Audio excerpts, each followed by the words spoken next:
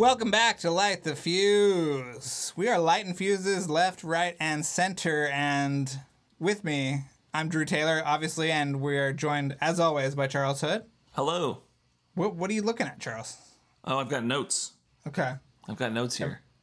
Everything look good, or is something amiss? Yeah. I'm just reviewing what's, this is an epic 3-part episode, and I got to sort out which is, what we cover in each of the episodes. So, we had Kevin Yagher back for for this week for part 2, and we just talk about a lot of really cool stuff this week, and I'm just reviewing what's in there. That's all. Well, what are we talking about this week? Let's get into it. Well, we get into the Crypt Keeper, which we had no idea he designed and directed all of the wraparounds, and there's a great story about it, and relating to Richard Donner, which I love. And then we get into some other stuff that I'll talk about when we get back on the back end of the episode. Okay. Well then, I mean, it sounds like you just said it all. So should we just get right into it, and we'll be back afterwards? Sure. Okay. Well, before then, Charles, don't make me jump the gun, because I got to give a shout out to some people. Well, first of all, this episode is brought to you by Jeremy Dillon, and he has this amazing podcast called My Favorite Album, where each week he interviews a different musician, songwriter, actor, or filmmaker about the music they love and how it's influenced them in their work. He's had guests like Rogue Nation co-writer Drew Pearce, Liz Hannah, who's also been on our show, Rose McGowan, Bob Odenkirk, John Cryer, Casey Musgraves. He's got some amazing guests on his show, so please check him out. And we also just love Jeremy. And the episode is also brought to you by John B. And we can't thank John B enough. And also Real Estate Interest LLC, commercial real estate for growing companies. So if you need their services, please seek them out. They've been a huge help. So thank you to all 3 of our amazing sponsors. And speaking of not amazing, here comes Kevin Blumenfeld's music, and we'll be back right afterwards. You think Kevin's music's not amazing? It's amazing. It's just, he could have put a little more effort into making it legally dissimilar. Differentiate. Yeah. He gave us the main theme, and that's legally distinct. We're good there. Okay. It's just the plot that he's got to worry about. And we've got to worry about it too, I'm just saying, try harder. Wow. So just calling him out. I want him to do better. Brutal. He has no soccer to watch right now. He's got nothing to do. So no, soccer's back on, so he's busy. Oh, okay. Forget it. Forget I said anything. Kevin, you're amazing, and enjoy your soccer. And we'll be back afterwards to wrap things up.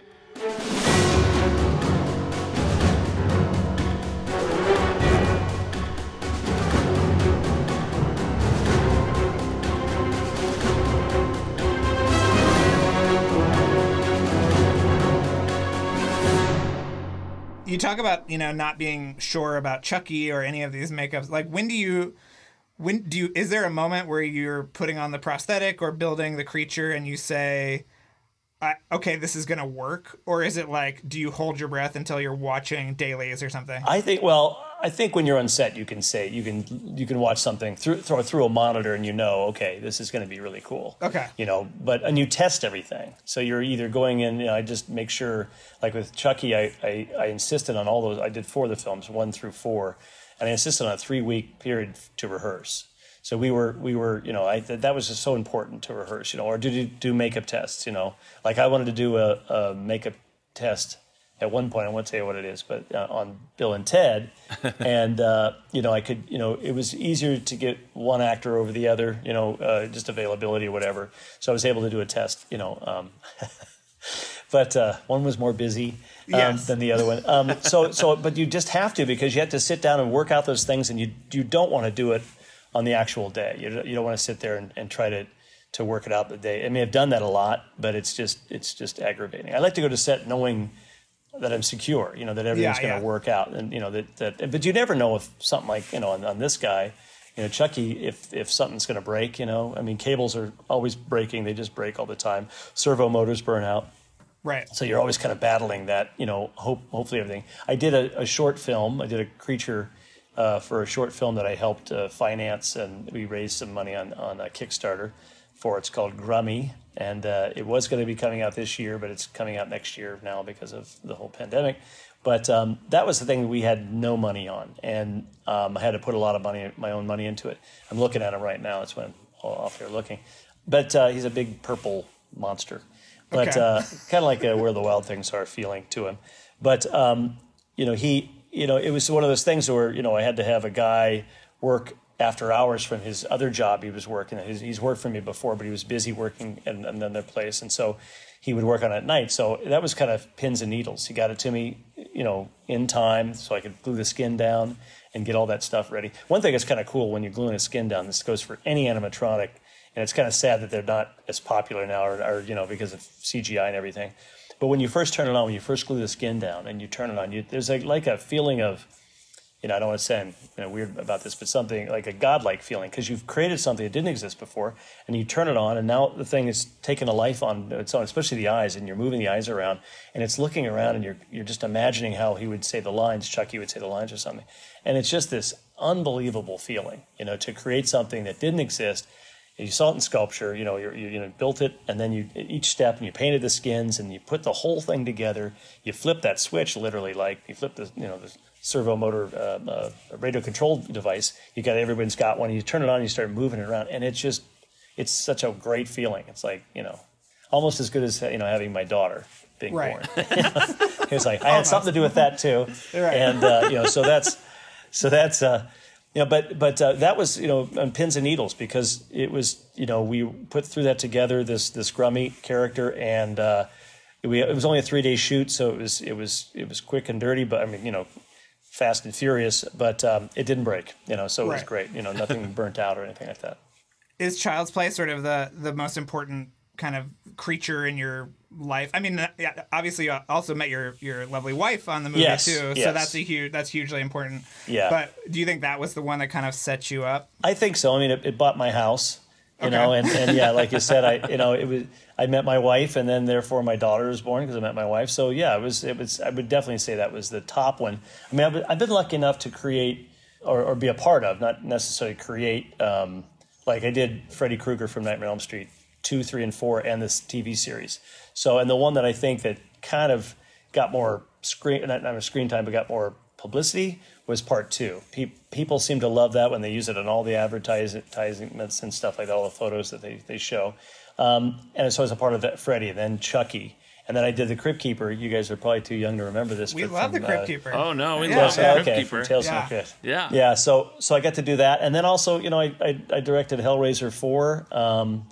Bad experience, took my name off the film, but got to work with Doug Bradley and work on Pinhead. And then if you want to go way back, I actually applied Jason's makeup on Friday the 13th Part 4 and got to do a lot of the gags in that movie too. So that's like 5 icons I got to work with in horror, and it's really been thank God I got those opportunities. Did you design the Crypt Keeper from Tales from the Crypt? I did. Yeah. Wow. Yep. Oh wow. I remember going into there's a comic book, so there's like the Witch, the Vault Keeper, and the Crypt Keeper, something like that, and they're just little sketch drawings, and we decided not to use any of them from the original comic books. So I went in and I do 3 or 4 sketches, and I had my favorite, which ended up being the Crypt Keeper, and I took them in to see Joel Silver, and when I went in, he made me, Joel, producer, big producer, and he made me wait. He always makes you wait. You sit in the lobby, you wait for sometimes a half an hour. Sometimes I've waited as long as an hour and a half to get in and do a meeting. Wow. So he's making me wait 30 minutes, and they finally say, okay, he's on the phone, but come on in. And I come in and I turn, and Steven Spielberg sitting in a chair, and he's waiting on Joel Silver. And Joel, he's there to talk. Joel wants to talk him into being a part of Tales from the Crypt, because he's got Bob Zemeckis, Dick Donner, he has Walter Hill, David Giler, all these guys, there to and they wanted Spielberg put your name on it too. He wanted to have everyone in Hollywood. So he's pitching that to him, but Joel was on the phone. So I go in and I sit down next to Steven and, hi, how are you? Doing this thing. I go, I'm doing the Crypt Keeper for the tale. Oh, yeah, Joel's going to talk to me about that. And then I just pulled out the sketches and started showing him what I was doing. So that was actually my second meeting with Steven. So it's kind of weird that happened. And he gave me his thoughts on the thing. So I got like a double meeting. I got to see what Steven Spielberg thought, of, he actually picked my least favorite one, Steven. We ended up not going with that one. But, yeah, so I got to do. So they did start with the sketches. Then you go into a sculpture. A lot of times you do a small maquette to kind of work everything out, and then moved into the I worked on the head while I had a couple of guys working on the body and hands and feet. And then, through molding and painting, got to paint him and do all that stuff. So you artistically get to do that. Plus you get to do all the mechanical stuff inside. And then Dick Donner was going to, first, Bob Zemeckis was going to direct the wraparounds in the beginning and endings of all the Tales from the Crypt. And he was slated to do that. And then he got busy on, I think it was Back to the Future 2 and 3, I think at the same time, I think around that time. Something big he was doing. So he couldn't do it. So then it went to Dick Donner. And Dick Donner was going to do it. And I came in, everyone was kind of afraid to direct a puppet. I remember they were going to, how does it work exactly? And I had to explain everything back in the day, and so I had all these storyboards that I'd drawn, and I laid the whole thing out, and I showed him drawings of how the puppeteers are in there, and this is the storyboards. And he just looked at everything, and he liked what he saw. Oh, that's cool. That's a great idea. And then he slapped me in the back after the meeting, and there were several other people there. And he said, "You'll be great. Good luck, kid." And I said, "What?" He goes, "You can direct it. You do it." I go, no, wait, okay, and I wanted to. Eventually, I wanted to, but so and then of course this line producer was like freaking out. He's not got no experience, and chased Dick down the hallway, and he said he'll do fine. So they let me do this, and I'm going, oh my God, if I screw this up again, pressure. But they loved the dailies, the first stuff that came back. I made it as creepy as possible. The funny thing is the first line of the Crypt Keeper ever in the first episode was mine, because we had done John's recording ahead of time, which is what we do with Chucky. We record the voices, and then we do all the mechanisms, we puppeteer, to the voices.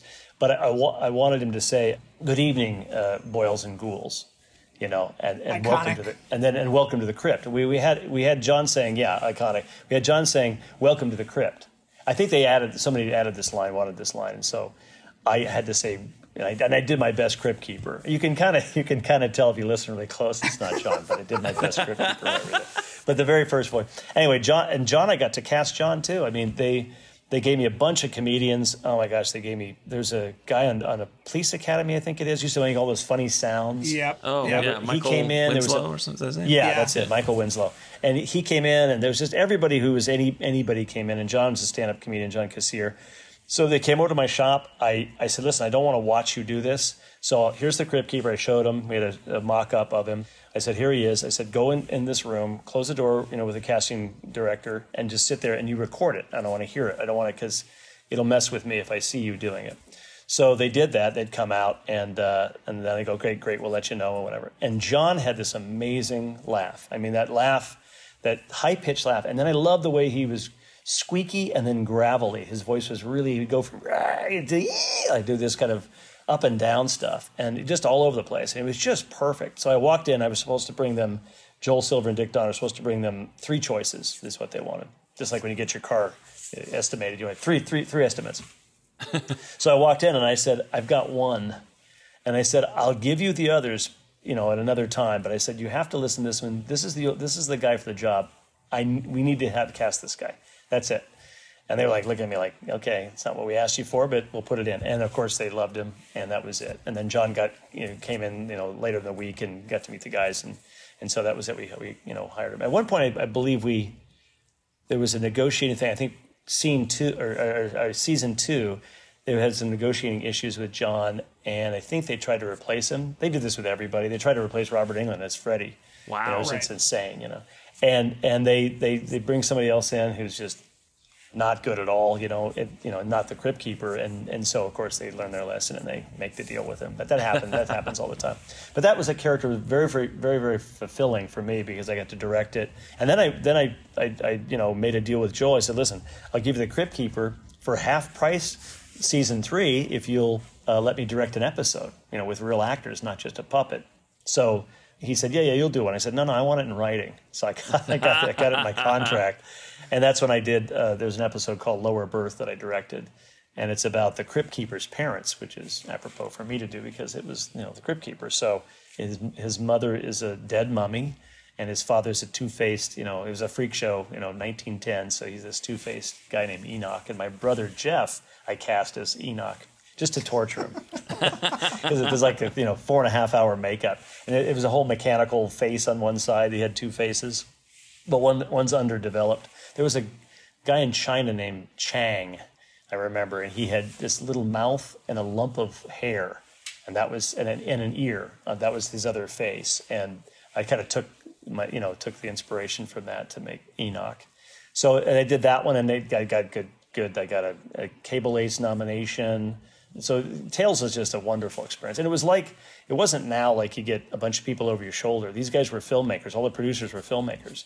So they backed off. If you said I'd like to do this, they'd go do it. Wow. I mean, you don't get that kind of stuff now. You don't get where people are going, what are you doing?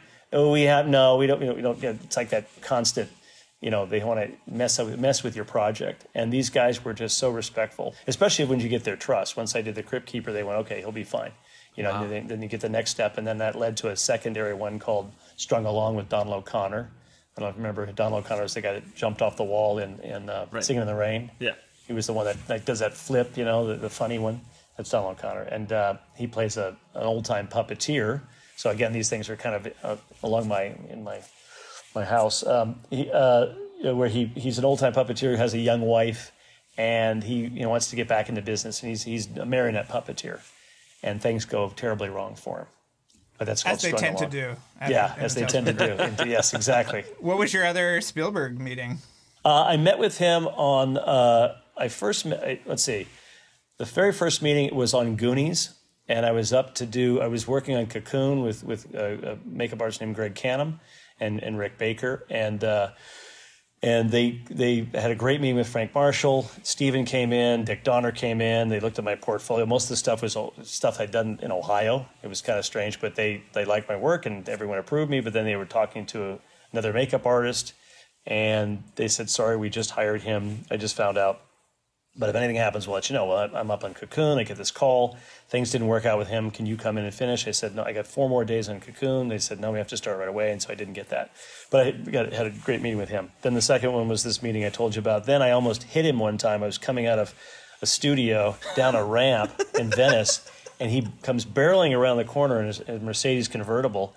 And I slammed my brakes on. He was just late. It was doing Hook at the time. And I thought, boy, he must be late for set, because the studio was like MGM was right down the street. And I just, put my brakes on and just looked over. And I thought he was going to get really mad or something. But it was really kind of his fault, because he pulled in front of me. And then he just, drove off. That was the third meeting. Then the fourth meeting that I had was on a film called Small Soldiers. And I was directing then. So I had an agent, and they got me up to go in to see him on this. And we had a great talk. I thought it was going to be a whole. You walk in, you don't know if you're going to face 20 people or one person. And right. It was over to Amblin Entertainment. It was just Steven in this big office of his with it was a very comfortable setting with piano, and there's all kinds of couches and stuff. And we just sat and talked and he had just seen dinosaur tests for Jurassic Park. Oh, so wow. he was like describing this is a really living, breathing dinosaur. Wow. So we sat in his office for over an hour and just talked. And then I gave him an idea or two from Small Soldiers, and he ended up, they called when I got back to my office, they'd already called and said, he wants to buy these ideas from you. I think it's a way he liked them, but he also wants to cover his butt, so no one comes back and goes, hey, that was my idea. So he bought some ideas. He actually paid me some money. Well, speaking of that, Charles and I are big fans of Sleepy Hollow. Oh. So we wanted to know what that whole process was like, because you were going to direct that at one point too. I was, You yeah. have a story credit on it, right? Yeah. I do. I have a story credit, I got a producer credit, and makeup effects credits. I think I got 5 credits. My name appears 5 times. More than Tim Burton. But that was, I have had that idea, I had this storybook when I was a kid. It was called Shirley Temple's Storybook. And it had great stories. It had Rumpelstiltskin in it. It had, any folklore, fairy tale, story that you can think of. And one was there was The Legend of Sleepy Hollow by Washington Irving. And so, and there was great illustrations in it that just really stuck with me. And funny enough, I found the book years later when I was developing Sleepy Hollow. I found it in a thrift store, a fluke, I stopped, bent over, reached into a shelf it was way in the back. I don't know what, it was one of those moments that I can't explain to you at all. I just stopped and it said that the book's here. It was like I knew it was here, and I couldn't even see it, and I reached in and pulled it out. It was the freakiest thing. But I just knew that it was a sign to me that I need to do this film. This film's going to happen. It was just like, I don't believe in magic or ghosts or really any of that stuff. But this was freaky, and I just thought, this is a sign. So I kept on that idea, and then I developed it to a certain point. I came in and pitched it to my agents, and they said, I said I really need a writing partner, because I said I don't have any big film writing credit, and I'd like to work with somebody on it. And they said, well, we've got this script called Seven, and a guy named Andrew Walker, who wrote it, and it's the hottest thing in town. And it's it's going to be made, and he's already sold it, and so they put Andy and I in touch. We met at my shop, came over, took a look at a bunch of monsters, and then we got down to business, and we spent probably 2 or 3 months in my house, the same house I'm in now, in my workroom up there, plotting out the story and doing all the development of the detective work of Ichabod and stuff. If you read the original story, it's really Ichabod's. He's a teacher of the students. He goes over to the houses of the students, the parents, because the mothers are good cooks, and he just eats all the time. And at the end, he goes to a party. He hears the stories. He walks home, and he gets chased by the. It's over. And it's just the big chase. That's all. So we decided to develop it into this whole detective thing, where he's a constable from New York sent down. So anyway, that's how that developed. And then we went around with Coppola for a while. I mean, his people, Francis Ford Coppola, and then we went to a bunch of other places and pitched. I pitched it to Joel's company, Dick Donner's company, and everyone kind of passed on. That's the story of Hollywood, Back to the Future, I heard everyone passed on. I mean, everybody in town passed on. So it's like that same thing. And so then finally, Scott Rudin, who loved Seven and wanted to do Andy Walker's next picture, called the agent and said, what's he up to? And he said, well, he's developing this thing. I got to hear it. So next thing I know, Scott Rudin's over at my house on a Saturday morning. We pitched it to him. He said, great, I'm buying it.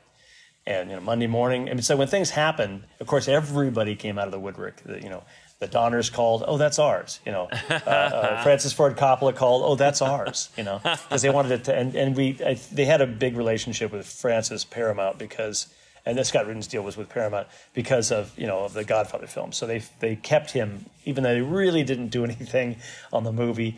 They kept him and gave him his company a credit on the film. But that just happens. Everyone kind of comes out of the woodwork. And then so we wrote the script, basically. And then Andy said, listen, I want to do the majority of the writing on this. You're going to be directing, so I want to have sole writing credit. And I should have just said no, because we're doing it together. But I went ahead and said, that's fine. I'll be a director. We'll both co-write the story and whatever. But I did a lot of work on the script as well.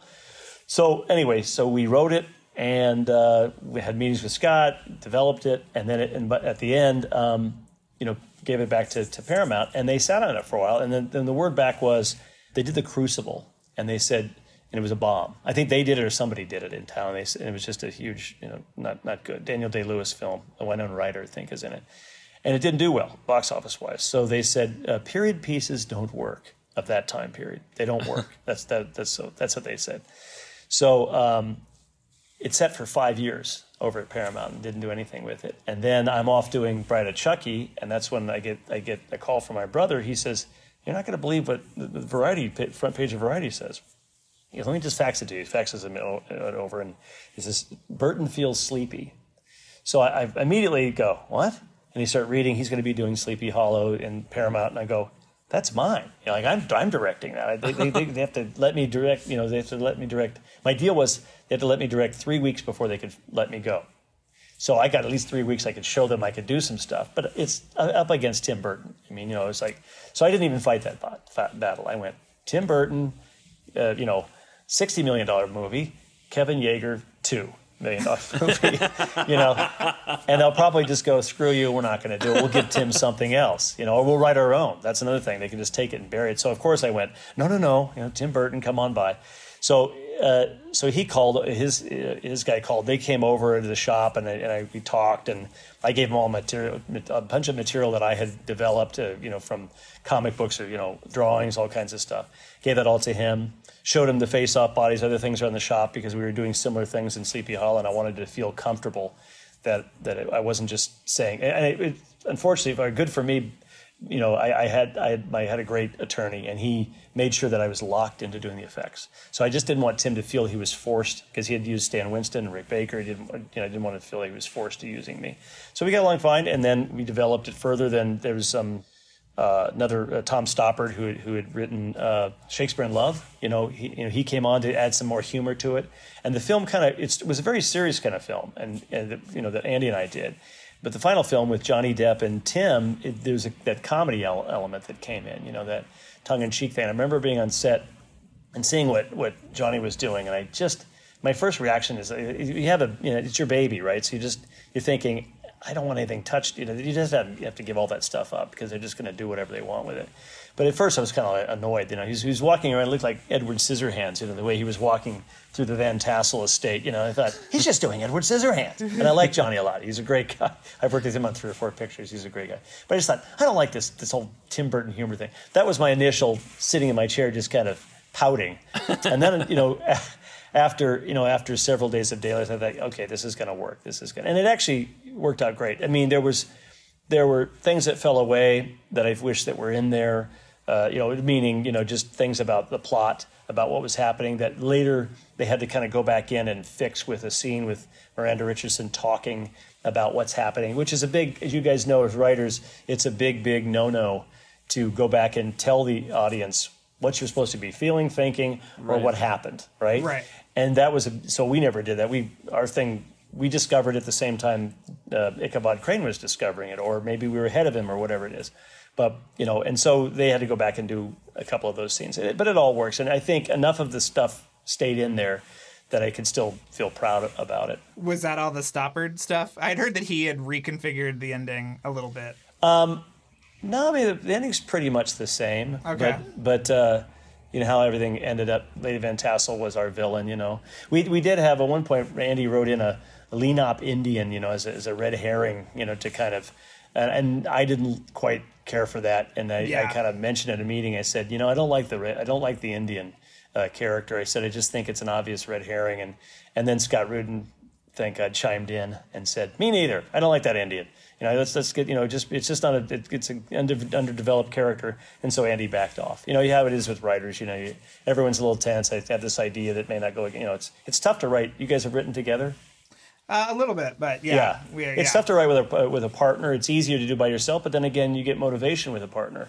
You get that kind of like, hey, you get the excitement. You can feed off each other and stuff like that. But you got to be almost better than brothers because brothers don't get along. Sometimes.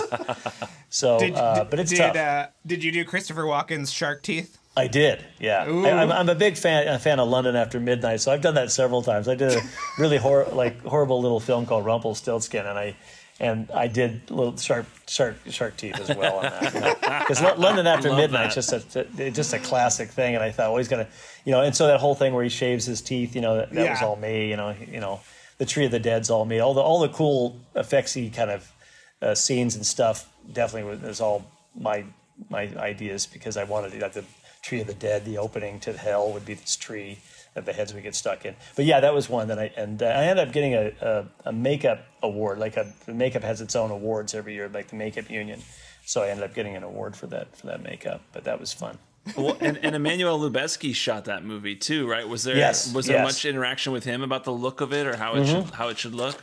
No, yeah, I mean, every meeting, I always have 1 or 2 sit downs just with myself and the DP just to kind of go over stuff. Or if I can't afford it, like on a mission or something, I'll go and find them the first day and say, listen, if you can shoot this, because cross lighting can kill. Back in those days, foam latex.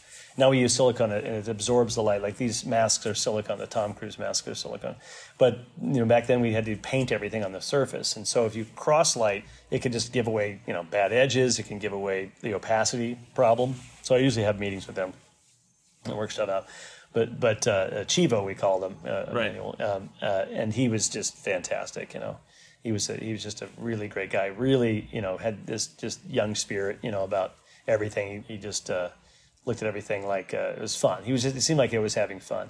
They're just great. I mean, the set designs, were incredible. Was that Rick? I'm looking over it. Yeah, Rick Heinrichs. I mean, that's just one of the most beautiful looking movies. I worked with him on village and everything. I mean, it's all forced perspective. Well, that wasn't forced perspective, but that was an actual. They built it from the ground up, And then I worked with him on Lemony Snicket, with the Jim Carrey thing. And those sets were, again, there was a seaport town that he did in that film, Lemony Snicket. and it just as you move through 20 or 30 feet away from the main road in this village, all the houses are tinier, like they're half scale, and the little chairs, little rocking chairs, and the porches. It was insane. I mean, and it gets barely used in the film, but all these things were forced perspective. In Sleepy Hollow, the back behind the Van Tassel estate, the trees get smaller and smaller. The graveyard, when they're digging up, exhuming all the bodies, all the little headstones get smaller and smaller. They even had tiny little like plastic sheep on the hill. He did a fantastic job. It was just, and he got an Academy Award for that. Yeah, it's a shame that Emmanuel and Rick never did anything after that, though. I know. It's really, their career just kind of ended after that. But no, I'm kidding. They've had an amazing career.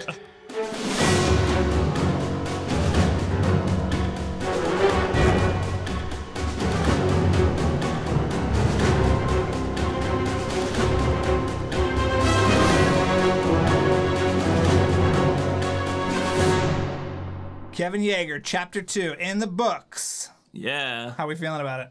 I feel good. I love hearing, the Sleepy Hollow stories. It's interesting because that movie was a big hit, and it kind of, like, Tim Burton was at a crossroads, I feel like, in his career after Mars Attacks, and then that movie kind of put him back on the map in a way that he could get big movies made again, and it's sort of forgotten about. Yeah. The movie now. Nobody talks about Sleepy Hollow anymore. I think, I'm not sure. It hasn't resonated maybe as much, but it is one of the most gorgeous movies you will ever see. Yeah, I love that story he told about Francis Ford Coppola, and now why Francis Ford Coppola's name is on that movie. I've wondered it for 20 years, and now I know. It's because he tried to exert control over the script at some point. Is there a Blu-ray release of that movie? Yeah, I think so. Well, it's on digital. Yeah, I feel like I watched it on Vudu, and the streaming version did not. This transfer did not look great. I feel like I remember the blacks being too crushed or something. I don't know. I'm glad you looked into that. It's a gorgeous movie, and Emmanuel. It's that was how I learned about Emmanuel Lubezki. I had not really been familiar with his work before then, and obviously now he's a multiple Oscar winner and has done so many great things with Terrence Malick and Iñárritu and stuff, but and Alfonso Cuarón, and his cinematography in that movie is so gorgeous. It's really crazy. Yeah, I just like we talked about him and Rick Heinrichs working together, and I think that's what I think at the end you were making a joke about how neither one of them went on, and I think Kevin was saying he was sad that Rick and Chivo have never worked again together. Oh yeah. Which is true. Like the two of them, that's part of the powerhouse combo of what makes Sleepy Hollow so unbelievably gorgeous is Rick Heinrich. So we've talked about on the show before. He, the Sea Town he did for Dark Shadows. We talked about in the Seth Grahame-Smith episode. He did this whole village for Sleepy Hollow, and then him and all the. I mean, so much of it is on sound stages. I think in Sleepy Hollow also. We have this great behind the scenes photo of. I found, or maybe you sent it to me, of all of like the fog and everything in the soundstage. It's crazy. That was the first movie we saw together, Charles, theatrically. Hey, look at that! Look at the history. You remember that? Yeah. 1999. Wow, that was when you had just moved to Connecticut. Yeah, the terrible Fairfield Cinema. Still there, I think. Anyway, Kevin asked us if we had ever written together, and I thought that was kind of a fun thing that nobody ever asked us before, because we tried to write a couple things together. Yeah, I feel like I always at least get to suggest things for your scripts in the work. So I feel like I'm part of the creative process that you go through. Yeah, whether you like it or not. But you also we wrote a script together in college. Do you remember it was like a horror movie musical? Oh yes, that's right. I like that script. Yeah. I think it was called Bad Blood. We should revisit. I'm sure that that is really going to be a quick sell. I think if we dig that one out, I feel like. Yeah. But anyway, you should definitely come back next week. Part 3, Kevin Yagher. There's a lot of great stuff. He does his Nicolas Cage impression, which is excellent, and talks about Face Off and Sleepy Hollow more. And also the Nightmare on Elm Street 3 Dream Warriors and Did I say Face Off already? He talks about Face Off adaptation. He talks about. There's a lot of great stuff to come back for next week. I loved talking with Kevin. It was so great. And obviously, of course, we have to keep plugging Bill and Ted Face the Music. You should definitely get that on September 1st. That is coming to VOD. And obviously, if you haven't seen the first two movies, check them out. They're really fun, crazy, really funny movies from our childhood that I actually revisited them a few years ago, and they're still really good. I think it's actually really interesting that maybe it's not interesting to other people, but seeing the first movie, which is anamorphic, and they, it's a typical thing for sci-fi movies. A lot of times they shoot anamorphic, but then the second movie they did Super 35, I think, and it's a different look, and the second one is really gorgeous in a totally different way. Yeah. I think it's like one of the most interesting sequels ever made. It didn't really hit the right notes when I was 10 or whatever, but it's definitely something you enjoy more. It terrified me when I was 10. Yeah. In my memory, they came out like 6 weeks apart. Like, I just saw this commercial I didn't know what Bill and Ted was, and I went to the theater and saw it, and then I felt like I saw a commercial for Bogus Journey like 6 weeks later, and I was like, yes! That is not the case. I think they were released a couple years. But yeah, there's a great Shout Factory box set, too, if you want to check that out. But oh, cool. I didn't know that. And Bogus Journey came out in 91, so we were 8 years old when that movie came out. There you go. Like, the Easter Bunny in that movie scared me. There's a lot of stuff that scared me in that movie. Still does. We want to make sure that you guys check out our Patreon at patreon.com/LightTheFuse. Get a t-shirt at TeePublic if you want. That would be great. Or just, like, subscribe, rate, and review wherever you're listening to this podcast, because every little bit helps, and we really appreciate it. And Charles, you have a couple of sponsor notes as well? Oh, yeah. And a special thank you to Jacob Ballard. Couldn't do it without you, Jacob. And also, this episode is mixed by Luke Burson. And, of course, a thank you to our intern, Abby Smith, who we've now had on board now for a few weeks, and she's been doing awesome work for us. So thank you so much, Abby. Okay, we'll be back with part 3 of Kevin Yagher.